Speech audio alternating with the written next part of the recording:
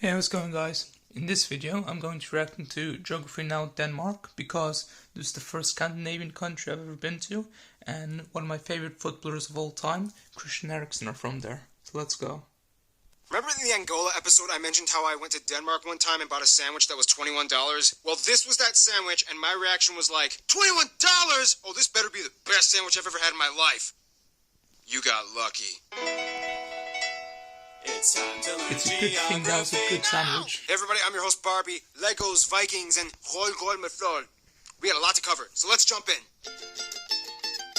Yeah, I hear things are expensive in Denmark. The rest of Europe and Scandinavia. So much to discuss. Denmark is classified as a Nordic country, hence located in the Northern European region, even though it's kind of like the southernmost state in the Nordics. Full disclaimer, ignore Wikipedia. I'm going to pronounce the location names in their proper Danish context. So here we go. Denmark is made of the Jutland, not Jutland Peninsula that connects to Germany in the south, as well as 1,419 islands. Of those, only 443 are named, and 74 are inhabited. With the largest island being Sjælland, not Zealand, which is not to be confused with Dutch Zeeland, which is not to be confused with New Zealand, although they did get their name. I can't take it! That's too much information! It is connected to Fyn Island, not Finn Island, by the Great Belt Bridge, completed in 1998. The country is divided into 5 regions, the capital being Copenhagen, located on Sjælland. Copenhagen is home to a myriad of historical sites, palaces, statues, residential units that are all the same height and style, with pockets of colorful, quaint, cozy shops and cafes, and dangerous bicycle lanes that you are not supposed to walk on. Now this is where things are going to get a little spiced up, and by spiced up I mean freezing cold and covered in whale blubber. Denmark, for those of you who didn't know, is a kingdom, one of the last surviving ones in Europe, and is currently under the headship of chain-smoking Queen Margaret II. These still fall under Danish sovereignty and make up the massive Greenland Island and the little Faroe Islands. Both of these places are radically different from mainland Denmark. For one, Greenland is primarily inhabited by native Inuit tribal peoples that live on the island and is 80% covered in ice year-round. The Faroe Islands are a conglomeration of 20-ish mystical, cloudy, windy islands that have this crazy-looking lake that looks like it's about to spill over the cliffs into the ocean. These two areas have their own self-governing home rule, otherwise only depending on Denmark for military, justice, currency, and foreign affairs. Otherwise, I mean, that's pretty much it. I mean, historically, they did try to kind of create an empire by colonizing parts of the Caribbean, Ghana, India, and then the Nicobar Islands in the Indian Ocean, but they kind of ran out of money and ended up selling everything to other countries. Too bad. It would be awesome to see people in the Indian Ocean speaking Danish. Nonetheless, mainland Denmark is kind of like a fast-moving economic machine. Let's talk about how. Now, when it comes to land makeup, Denmark is pretty flat. I mean, the highest point, Møllehøj, is only about 170 meters tall, and it looks like this. Otherwise, only about 13% of the country is forested, including the tree plantations, and the rest is pretty much used for agriculture that can produce enough food to feed about 15 million people. It's about 3 times the size of their entire population. Good for you, Denmark. But one thing Denmark is actually famous for growing is non-produce plants like grass, fodder, and Christmas trees. The highly sought-after Danish Nordmann fir has been classified as the Rolls-Royce of Christmas trees, and every year investors from Germany, the Netherlands, and even the UK jump in at the end of November and grab whatever they can before it's gone. Now, one thing you need to know is that, like many other areas in the Nordic region, Denmark's weather can be quite dreary. First of all, Denmark is the only Nordic country that doesn't really get a lot of snow. Denmark is kind of like the mud pit located below the jet stream blocked by Norway. I mean, when I went there, this means that even though it gets really cold, pressure systems rarely cause snow. This is also pretty much why everybody dresses like a J.Crew fall fashion line model on the streets. If you're gonna get wet and freezing, you may as well look good while doing it. Otherwise, yeah, I mean, pretty much the rest of Denmark is just rolling green plains with sandy beaches and quirky little islands that people like to hop over for camping trips in the summer. If we were gonna talk about Greenland and the Faroe Islands, we would get a radically different story of mind-boggling, captivating cliffs, bluffs, sea stacks, glaciers, fissures, icebergs, and mountains. If you don't know what a Mulan is, it's not this, but this. This Mulan is large enough to swallow a school bus. Wow. But we'll have to save that for another video. That'll come out in 9,374 years. In the meantime, let's talk about the people. Now, this is going to get really fun. Denmark's people are really unique in their cultural, historical, and postmodern upbringing. First of all, the country has about 5.7 million people and is one of the highest taxed countries in the world. About 89% of the country identifies as ethnically Danish, about 11% are others. Some of the largest groups in the other category being the Polish, Germans, Turkish, Romanians, Iraqis, and Afghans. Now, when it comes to Danish culture, there's a lot behind it, but in a nutshell, Vikings. Vikings pretty much had their start in what is now present-day Denmark, and whom pretty much dominated all of the Nordic regions as far as Newfoundland and Canada to Estonia, which is why most of the Nordic states and regions can pretty much understand each other when they talk. Danes, Swedes, Norwegians, and Icelanders can generally understand each other as they have the same basic linguistic structure. Sure, there are subtle discrepancies, but overall they can kind of get by conversationally.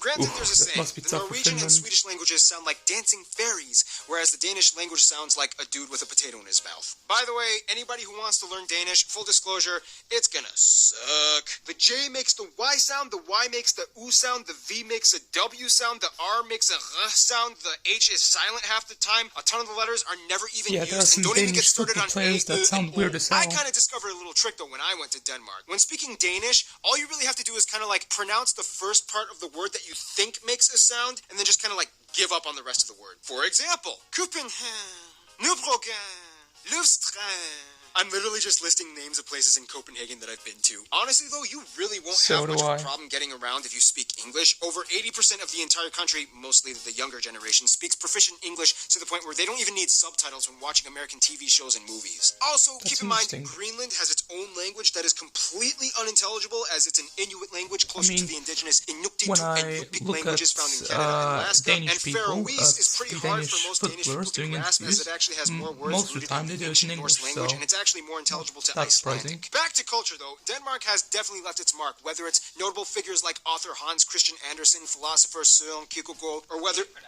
That's actually how you pronounce his name. Wow. It's not Soren Kierkegaard. Or whether it be the invention of the loudspeaker, or Legos, or their love of handball, their impeccable architecture, love of cuisine. Noma in Copenhagen, by the way, being voted the best restaurant in the world with plates that feature live ants and moss. If you're really going to get a feel for Danish culture, though, you kind of have to know about janteloven and hygge. The funny thing is, Danes are kind of brought up in a social mindset that is kind of integrated into their subconscious, known as janteloven, which kind of translates to something like, you are not better than the crowd, which I know sounds kind of depressing, but it's really trying to instill a sense of equality and communal cooperation. Hygge translates to something like spend good times with friends and family, and it's like a cozy thing. Of course, Denmark is known for being ranked one of the happiest overall countries, even though they are also kind of one of the highest ranked consumers of antidepressants as well. But hey, they still pull off everyday life looking oh so good, even if it's during one of those really loud annual emergency drills. Okay, Christine, explain what's happening right now. Denmark is testing the sirens for warfare. Yeah, when we're being attacked. I had a friend named Will from secondary school. I'm scared. He was the coolest Dane I knew. I'm really scared right now. I mean, his family were from that country. He was born in England. The Germans are coming! Speaking of Germans... Now, we all know that one person we're all kind of jealous of because they're kind of rich, well-adjusted, and have a ton of friends, and they're, like, kind of good-looking. Well, that's Norway. Denmark is a little bit rockier. No, but seriously, for such a small nation, Denmark has a huge entourage of friends, and it's almost kind of hard for anyone in the world to dismiss them at a party. As a founding member of the EU and NATO, Denmark has had roots planted in diplomacy for decades. First off, Denmark generally gets along with Germany. Business between the Germans is a hugely integral part of their economy, and Denmark acts like the gateway to Scandinavia for them and the rest of Europe. The US and the UK are incredibly close, as both tangible and cultural imports have been established for centuries. For a while, the Danes even took over parts of the UK, which is why to this day the English language still retains hundreds of Old Norse-derived words like leg, dog, and window. The closest friends, though, would have to be the Nordic countries, Finland, Sweden, Norway, and Iceland. These four are without a doubt Denmark's closest friends, even though Sweden and them have kind of had more wars and battles historically than any other two states in the world. They've moved on and grown up. Out of the Nordic countries, though, Norway would probably be considered their best friends. Danes are obsessed with Norwegians and often consider Norway the girlfriend they took away from Sweden. In conclusion, Denmark is the rich, rainy rascal that always seems to show up on time for every party, but somehow gets all his work done in an organized, efficient manner. Stay tuned, Djibouti is coming up next.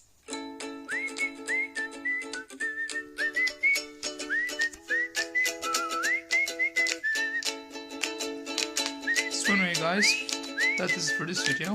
If you like this video, then like, comment and subscribe. Bye guys.